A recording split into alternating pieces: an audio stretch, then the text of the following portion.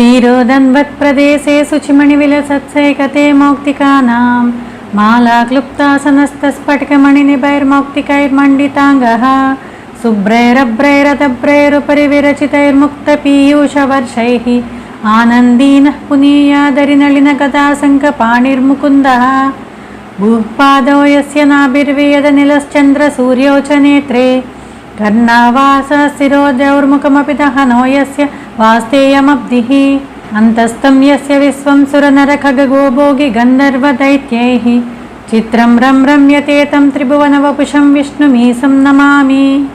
ఈ రెండు కూడా విష్ణు సహస్రనామ ప్రారంభానికి ముందు చెప్పే ధ్యాన శ్లోకాలు. వీటి అర్థం ఏంటో ఇప్పుడు తెలుసుకుందాం. మొదటి శ్లోకంలో క్షీరసాగరంలో కొలువై ఉన్న విష్ణుమూర్తిని వర్ణించారు. ఇక రెండవ శ్లోకంలో విష్ణుమూర్తి యొక్క విశ్వరూపం వర్ణించబడింది. ఆయన ఏ అవయవంలో ఏముందన్నది దీనిలో చెప్పారు. ఈ క్లిష్టమైన శ్లోకాలు చదవడం వల్ల ఏకాగ్రత పెరగడమే కాకుండా మనసు చాలా ప్రశాంతంగా మారుతుంది. ఒక పాజిటివ్ వైబ్రేషన్ అనేది వస్తుందన్నమాట. అందుకే వీటిని ధ్యాన శ్లోకాలుగా పెట్టారు.